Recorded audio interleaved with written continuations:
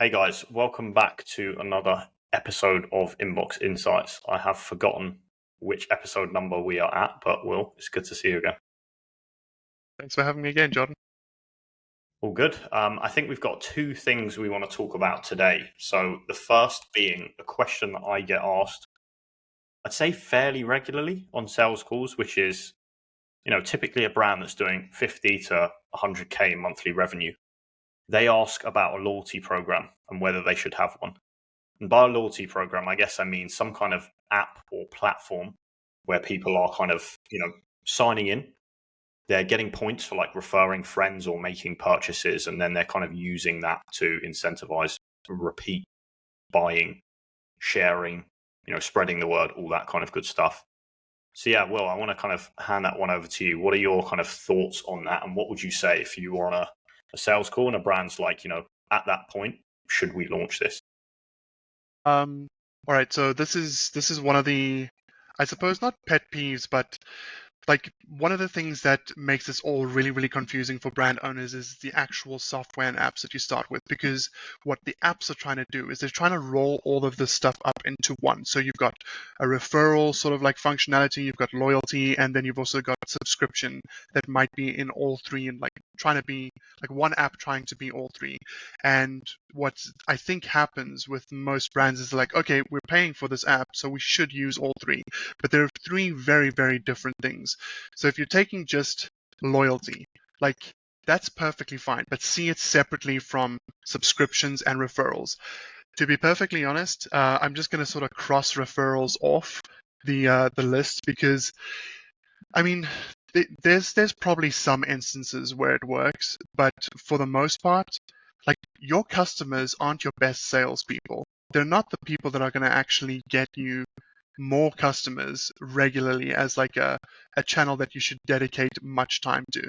So, like if you get it to work, brilliant, but not where you should probably be starting. The two that do work is subscriptions and loyalty. But again, they're very, very different in functionality. Subscriptions, what you're looking to do there is customer lifetime value. So you're setting this up as a way to get a whole lot more value out of a single customer. And it is harder to convert people on a subscription, but like once you win them in, and as long as they're staying on for like a minimum period of time that makes sense, that you're sort of, either breaking even or at least getting something out of them, it's like that's what you're doing there. Customer lifetime value. Loyalty does some customer lifetime value, but it really just does incentivize like repurchases. So there's like a little bit of a mechanism where you're like there's a reason to return or to reach out to that customer. So one of the apps that I think is working really well right now is Loyalty Lion, and it's just about reminding people like, hey, you've got points. It's another reason to send an email. So yeah, like big sort of like picture thing is make sure that even though your software might be offering or have the functionality for all three, just separate the reasons you're doing this stuff out. And don't do a referral scheme. A simple takeaway. Yeah. I think that pretty much covered it. On that, I just want to touch on what you said about the kind of referral point. Is that a revenue thing? For sure, if the volume of traffic a brand is getting is huge and they're getting a load of purchases, just by the law of large numbers, they're going to get some referrals, right? So is there a point at which you think, despite what you said, you should probably set one up? I mean, if you are going to set one up, put them at the bottom of the list. I've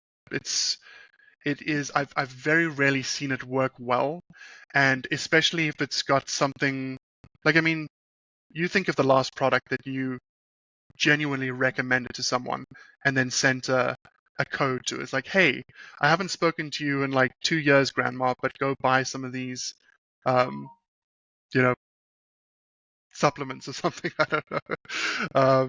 But yeah, that's, did that answer the question? I hope so. Sure. Yeah. Anything else you want to kind of add then on the loyalty program piece, or, in short, your answer is no for 7-figure brands, right? Or early 7-figure. I'd say in order of operations, start with a subscription, sort of like offer, something that, I mean, obviously this won't work for like non-consumable things, although it might. But if you can get some sort of subscription going for customers, great. If that's simply not going to work out for the type of product and audience that you're selling to, then a loyalty program works really, really well. Like you'll get some of that lifetime value stuff in there too. But yeah, like on the loyalty program, I'll also just say, like the way that you should probably approach this is like decide who your best customers are and aggressively reward them for the stuff that they're doing, like the actions that you want them to take. Like reward them for that. That's how you should be thinking about this. Yeah. For sure. Okay. And just for reference, guys, we're going to have the subscription doctor. So a guy named Matt Holman will be coming on the podcast soon. He will be talking about, how to set up a subscription offering, when you should be doing that, how you can maximize the results for that to help with acquisition, but then also retention of customers. So testing offers, and then on the back end, how this really drives LTV. It's going to be a super valuable episode, so stay tuned for that one. Okay, shall we jump on to the second topic of today then? Cool. So this one is slightly different, and essentially a few weeks back, I went to a mastermind in the ecom space, and we had Ron Shah, who's the CEO, founder of Obvi, collagen brand that's done 100 mil over the past, I believe, 4 years, but they're on track to do, I think it's 40 million this year in revenue. D2C kind of darling, who have now scaled into retail and kind of, are going to have a huge exit, I'm sure, in a few years. He gave a very interesting talk, covered a lot of topics. So one of them was, how brands can manipulate their cash flow to scale faster. But what I want to talk about today is an interesting section that he had on email. And I think, what I'm going to do is not go through the whole thing, but just pick my kind of top 5 tips that he gave that the guys at Obvi are doing. And then, Will, if you've got any questions, just interrupt me at any time. Okay, perfect. So the first one is post-purchase. They recommend sending a survey right after someone has purchased, asking why they made that kind of purchase decision and collecting some information on that decision. Will, I think we do something similar, right? Yeah. I don't know if it's the very next email that they get, but that is interesting. So it's very, very simplified. Just, hey, why did you make a purchase? No, so it's kind of similar to what we do. So it's a link to a survey, and then we're collecting some information on that. And then what these guys do that we don't do, which maybe we should kind of look at adding, is they will then send a super personalized thank you message based on the responses. So it won't be on a response to the whole kind of survey that people fill out, but they'll have, buckets they'll put people into for making that purchase. And then they'll have kind of personalized follow-ups that go based on whichever answer you select for your reason for the purchase. Very cool. Very, very cool. The next one, which I think is very interesting, is abandoned carts. So, everyone is kind of doing the same thing here, which is, hey, you left your cart, here's 10, 20% off, whatever it may be. What these guys do is add a mystery gift to any abandoned cart, but you can only see what that mystery gift is once you've clicked. So they also offer a discount. It is a smaller discount, but they're kind of double tapping there.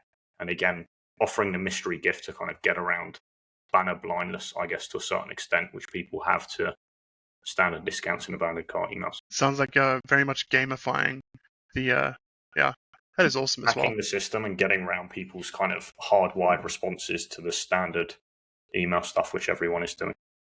Yeah. What was interesting. That is awesome. I want to try that as well.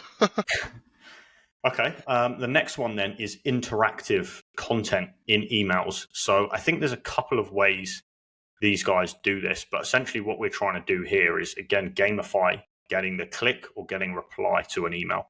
So a couple of ways these guys do it is, one, they will run polls embedded in the email. So that could be, I think they showed an example of, an ice cream brand asking, what is your favorite flavor? You click, you enter into kind of a giveaway, and a winner wins something.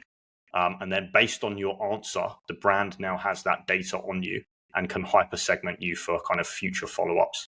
So you can kind of ask whatever is relevant to your brand. Selling skincare, asking what their goals are. You bucket people, and then you can follow up kind of, again, with personalized kind of responses based on that. A couple of other things they mentioned is kind of playing games. So there's one that I really liked where it's kind of like a crossword as the hero image of the email. And it's got some hidden words or codes in it. And if you can find all the 5 codes, you get, I think it was like 80% off your next order. And obviously people are asked to reply to that email with whatever they've spotted on that crossword. And, what does that do? Well, it helps with deliverability, right? And that's just something fun that people are doing. I think they had a crossword up, on the page as well, for a different brand. And I thought that was pretty interesting. What are your thoughts on that, Will? I think that's absolutely brilliant.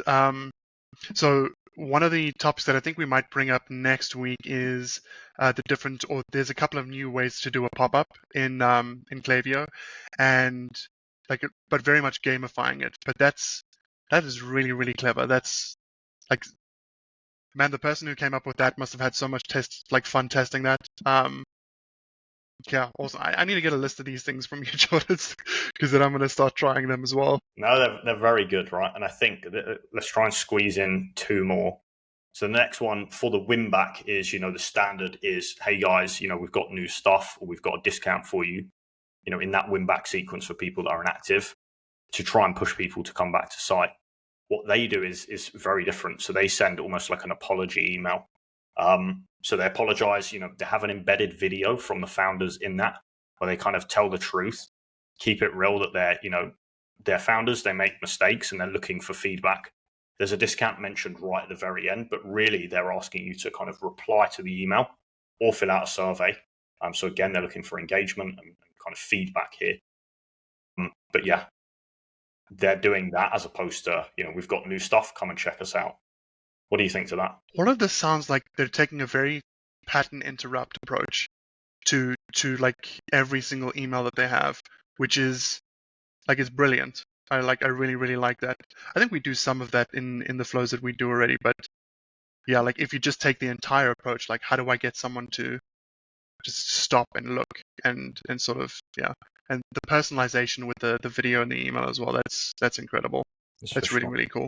There is a lot of crossover to some of the stuff that we're, doing and rolling out now with what the guys at Obvi are doing, which is encouraging. The final one I want to talk about is early access and exclusive offers. So typically these are, sent as part of a launch or, a promotion to the most valued customers, either by number of purchases or amount of money spent on site. What Obvi do, which is super simple, is they literally send, a 2-sentence, super short, plain text email. Hey, we're doing something cool. Why don't you check it out here? So they really don't give much info away in the email. They have, I think, a time of availability. So in the subject line, it'll be, this is only available for the next 6 hours and 30 seconds or whatever. And it's literally just a link to the site or the product or the offer that they're doing as part of this kind of exclusivity process. So yeah, I wanted to keep it to 5.